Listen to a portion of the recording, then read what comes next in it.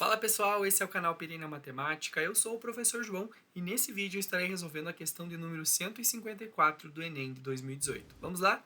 Um designer de jogos planeja um jogo que faz uso de um tabuleiro de dimensão n por n com um n maior ou igual a 2, no qual cada jogador, na sua vez, coloca uma peça sobre uma das casas vazias do tabuleiro. Quando uma peça é posicionada, a região formada pelas casas que estão na mesma linha ou coluna dessa peça é chamada de zona de combate dessa peça. Na figura está ilustrada a zona de combate de uma peça colocada em uma das casas de um tabuleiro de dimensão 8 por 8. Então, como ele já mencionou aqui, esse tabuleiro ele é um tabuleiro aí de no mínimo 2 por 2, né, que vai ter no mínimo então 4 casas, certo? No mínimo duas linhas e no mínimo duas colunas. Este exemplo aqui é um tabuleiro 8 por 8, 8 linhas e 8 colunas, e quando eu posiciono uma peça aqui em um determinado lugar, eu determino aqui o que ele chama de zona de combate dessa peça, que são todas as peças, todas as casas aí, na verdade, que pertencem aqui a essa coluna, que está essa peça, e todas as casas que pertencem a essa linha em que está essa peça. Então, esses pontilhados aqui em vermelho é o que ele está chamando de zona de combate, tá?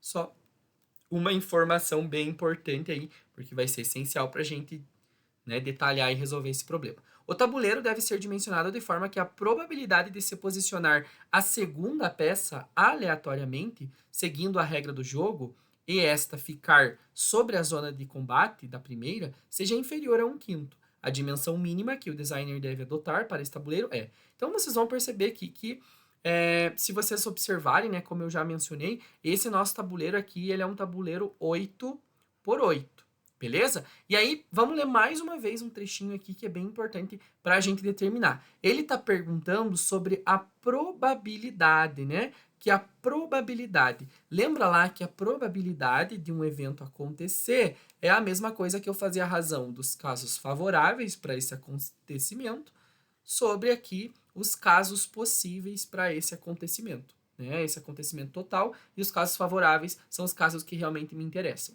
Então, qual é a probabilidade, ou eu tenho que determinar essa probabilidade, para quando eu for colocar a segunda peça de forma aleatória, seguindo a regra do jogo, e esta ficar sobre a zona de combate da primeira seria inferior a 1/5. Então, nós vamos ver qual é a zona de combate, certo? Essa daqui, para casos favoráveis, vai ser a minha zona de combate, enquanto que os casos possíveis vão ser o total de casas que nós temos aqui no tabuleiro, certo? Porque, veja, eu vou posicionar a próxima casa, e eu tenho que subtrair uma casa desse tabuleiro, porque eu não vou poder colocar uma peça em cima da outra, né? Então, eu tenho um número total de casas, que eu chamei de T aqui, que eu vou ter que tirar uma unidade, certo? E agora a gente vai trabalhar um pouquinho mais com esses EC e esse T-1 que eu coloquei. Esse ZC aqui que eu coloquei, que é a zona de combate, percebam, gente, que se eu tenho uma linha 8, com 8 casas aqui, eu vou ter o quê? Eu vou ter 8 menos uma, que vai dar igual a 7. Então, eu tenho 7 casas que eu poderia posicionar na zona de combate.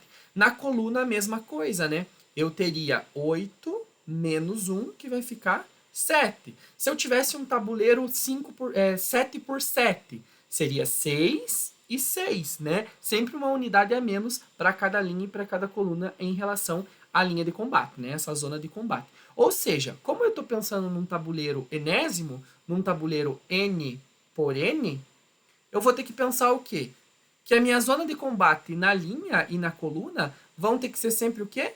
Nesse caso, aqui eu vou ter que ter n menos 1, e aqui eu também tenho n menos 1. Porque se fosse 8 por 8, a zona de combate na linha seria 8 casas menos 1. E na coluna também, 8 casas menos 1. Se fosse 7 por 7, seria 7 menos 1 e 7 menos 1. Mas é um tabuleiro n por n. Então, a zona de combate na linha e na coluna, para cada um, vai ser n menos 1 e n menos 1. Ou seja, aqui a minha zona de combate para um tabuleiro n por n vai ser n menos 1 mais o n menos 1, certo?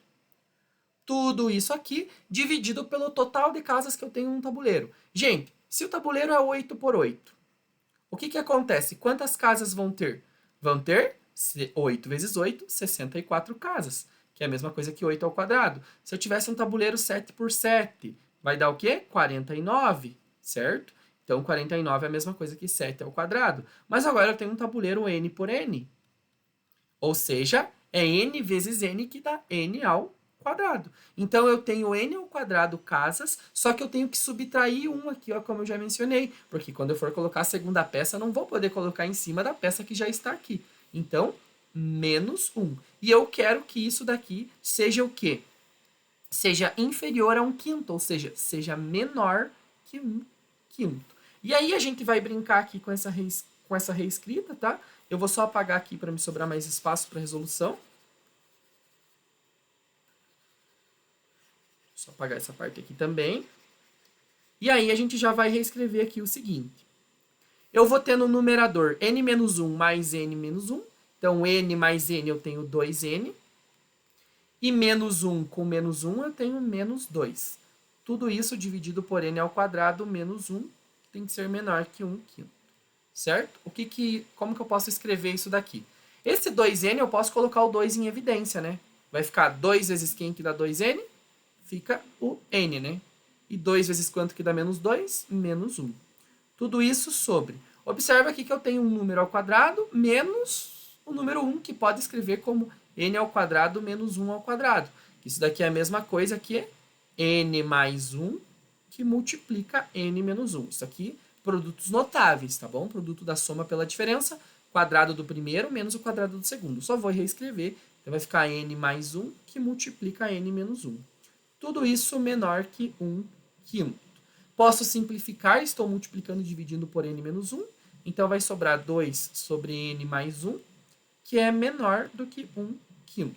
Nesse caso, posso multiplicar ali cruzado e vou manter o sinal de desigualdade como está, porque eu não tenho número negativo, né? Então não vou inverter o sinal. Então vai ficar 2 vezes 5 tem que ser menor que n mais 1 vezes o próprio 1. Então, 2 vezes 5 eu tenho 10, que tem que ser menor do que n vezes 1, n mais 1 vezes 1, gente, fica próprio n mais 1, certo? Isso daqui implica para nós, então, que vou deixar o n aqui no primeiro membro, então eu vou inverter o sinal, né? Veja que essa parte aberta do sinal aqui tem que estar virado para o n, como eu deixei. E esse 1, ele passaria com o 10 ali subtraindo, né? Então vai ficar 10 menos 1, vai ficar 9. Ou seja, o meu n, que é a quantidade aí de linhas ou colunas do meu tabuleiro, é 9. Tem que ser maior do que 9, né? Não é 9, tem que ser maior do que 9.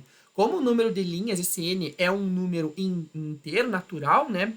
É um número inteiro positivo, então ele tem que ser maior do que 9. Qual que é o próximo número inteiro que eu tenho após o 9? É o número 10. Então, o meu n tem que ser aqui igual a 10. Portanto, o meu tabuleiro ele vai ser um tabuleiro 10 por 10, para que a probabilidade do que eu pedi seja inferior de que 1/5. Portanto, a alternativa correta é a letra D. Beleza, pessoal? Espero que essa resolução possa ter ajudado nos seus estudos. Bons estudos e até a próxima.